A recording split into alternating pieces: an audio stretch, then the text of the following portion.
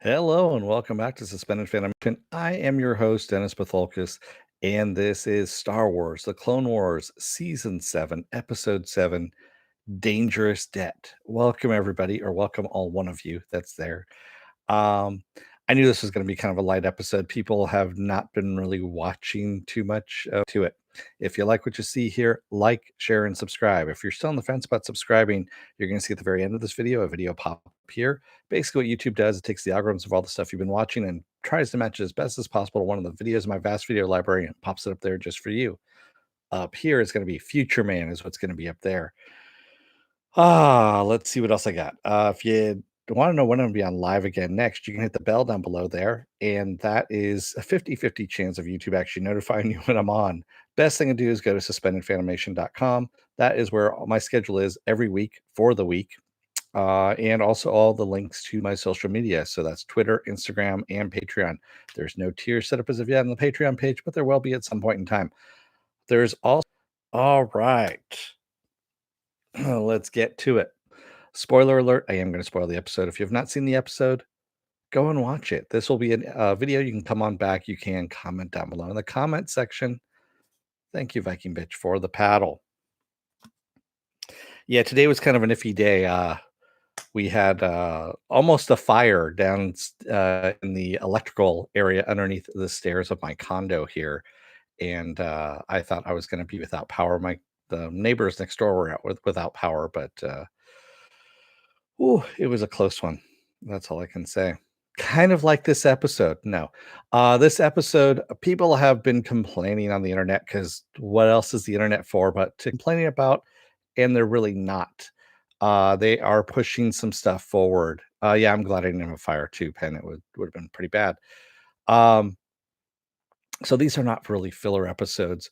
Sure, we have Ahsoka, Trace, and Rafa are captured by the Pikes, and it's kind of a comical escape plan kind of thing where they're trying to get away, and of course they keep getting caught, or some of them get caught and whatnot. And of course, at the very end, they get recaptured again. But the big thing about all of this is that we got the Mandalorians. As a matter of fact, we saw bo-katan and ursa-wren.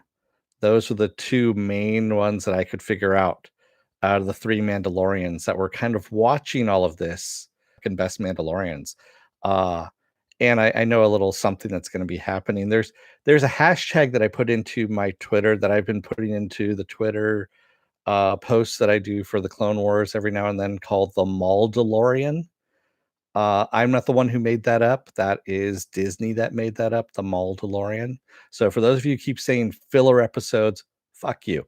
Go and wait until this moves along a little bit more, and you're going to see how these episodes right now actually tie in to what's coming. And yes, there is a certain spiky head, a little motherfucker who's coming in.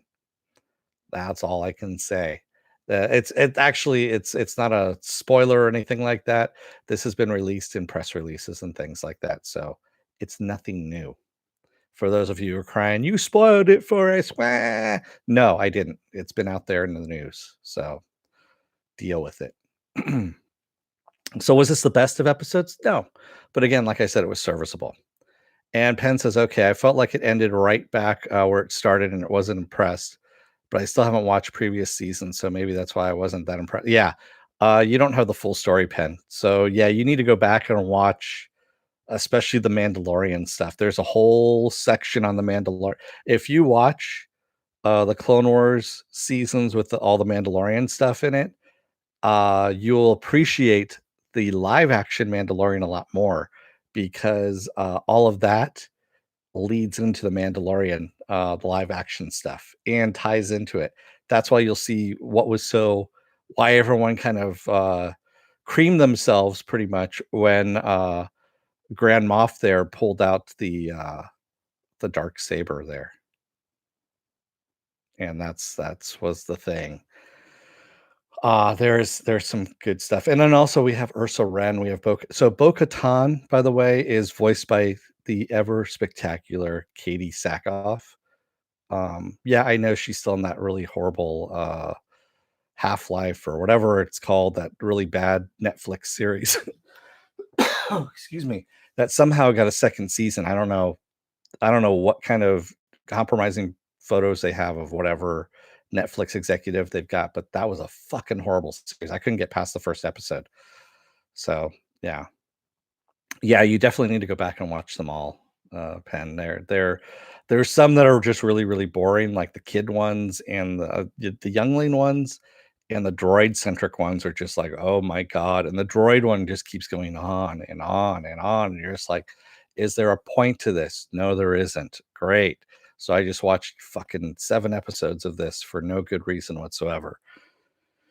Yeah, at least it feels like 7 episodes. I could be wrong. I think it was only like 4, but still, that was 4 too long.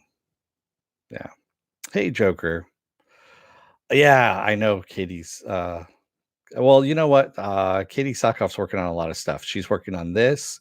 She's working on, the CW, so she is, back as the villain, on the CW shows, and she's also working on, whatever she's doing on Netflix there.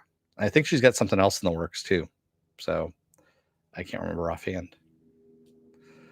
Penn Farm Girl says that awful show got renewed and Swamp Thing the Tick counterpart. Yeah. Well, different network too, Penn. So it was Netflix versus DC Universe and Stars. Yeah, less said about Stars the better. And Amazon. All right. So yeah, we're getting more Mandalorians. That's all I can say. That I'm happy about. I want to see more Mandalorians in this. The Clone Wars Mandalorians are just fucking awesome. And yeah, I'm glad that Counterpart's on Prime as well. Yeah, if you wanna see something about pandemics and stuff like that, there's some mixed in, there's a little bit of stuff in there, yeah, in Counterpart on, which is now on Amazon. Alright, so what else do I have going on? Tomorrow, I am off. I am taking a day off, that's right, but I'm back on Friday with a new episode of Harley Quinn from DC Universe, the animated Harley Quinn, and if you haven't seen the animated, you know, DC Universe Harley Quinn, I highly recommend it. Season 1 is already up there. Season 2 is now starting. We're on the second episode, starting on Friday of season 2. Saturday, I'm doing Saturday Morning Blast Off, where I take the genre news of the week and any other genre stuff you guys wanna talk about and talk about it with you guys. Sunday is Westworld. That's right, season 3 of Westworld. We'll see what the hell happens there with all the Delori that are happening. Monday is Dispatches from Elsewhere, which is on AMC. If you haven't seen Dispatches from Elsewhere, take a look at it. It's really damn good. And then Tuesday, of course, is Future Man. I'm covering the very final season of Future Man, season 3. Even though it dropped all at once, I'm going episode by episode, 1 episode a week. There's only 8 episodes, so it's not that long. And then, of course, we wrap back around again to Wednesday for the Clone Wars. And yes, I know the Clone Wars drops on Fridays, but like I said, not a lot of people have been watching the reviews of this. So that's why it's regulated to Wednesday night, where I didn't have anything going on. So I figured, what the hell? Yeah. All right. So what did the rest I know Penn was kind of met on it. How about you, Joker? You been watching this at all, or what's going on? Um, Have you been watching Clone Wars and also whoever my lurker is back there as well? Uh, or no? Don't worry, we're just live. Don't worry about. Yeah, I know you're typing. Yeah, you watched it last night. Okay. What'd you think of it? Yeah, I'm glad that we got 3 seasons of Future Man as well, Penn. And I think it went out fairly nicely. But again, like I said, I'm going episode by episode on it. You guys can watch the entire season. That's fine. I already did as well, but I am going to go episode by episode on it. Yeah. You liked it, Joe? Okay, cool. Yeah. So like I said, I'm looking forward to more Mandalorians is what I'm looking forward to. Yeah. You're going back on all the Clone Wars episodes as well. Nice. I did that before the season started, before the new season started. And remember, this is the final season of Clone Wars. The final season because it rolls It's supposed to roll directly into, Revenge of the Sith is where it's supposed to roll into. Kind of like Gennady Tartakovsky's, animated series that was back, oh, what was that? 2001, 2002, somewhere around there. I can't remember when it was. And so Gennady Tartakovsky's animated Clone Wars series actually ends just where the Sith, Revenge of the Sith begins.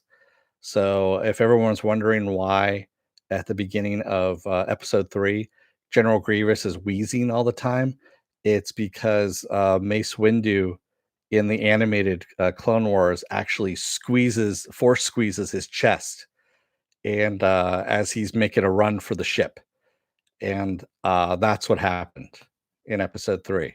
So you had to watch that in order to see what happened in the movie. It was kind of a weird thing, but there you go. Now the mystery has been solved for those of you who've never seen it. I don't even know where that is now. I mean, that was such a good animated series, the Gennady Tartakovsky Clone Wars series that and they were short too. A lot of them were like 4 minutes long, something like that, and then they extended them out to like 15 minutes long later on, but they were good. They were really, really good. And the animation on it. I mean, this is the guy who did Samurai Jack, Powerpuff Girls, Dexter's Laboratory, Primal, which is coming up again for a second season. I'll be covering Primal definitely because Primal, the first season, which is on Adult Swim, is really damn good. I like animation. What can I say? Especially if it's good animation and has a good story to it. Joker says, I like how the more aspects of the Jedi is being touched now, the impact of everybody. Yeah. Uh, Basically, how the Jedi are just they have these lofty ambitions, but they don't see what's happening below them. Quite literally, they don't see what's happening below them. And yeah, some people are getting shit on as a result of all of this. And I mean, that's one thing that's kind of genius about this series is Filoni is showing us why the Jedi were pretty much forgotten about by the time A New Hope rolls around, and why they come about as myth or legends, if you will. That it never really happened, even though they had what was it, 1,000-year reign somewhere around there. I mean, Yoda was a Jedi for 700 years, I think it was something like that. So there you go. He's supposed to be in that new, whatever, the Jedi of the Republic or Knights of the I wanna say Knights of the Old Republic because that's pretty much what it is, but it's supposed to be the heyday of the Jedi that's coming out. Yeah. Pen Farm Girl says, "Venture Brothers became my favorite animation. Harley is giving it." Yeah. Venture Brothers is good. Venture Brothers is very good. Excuse me. Did play the best part. He was fairly crotchety, Alec Guinness, yeah.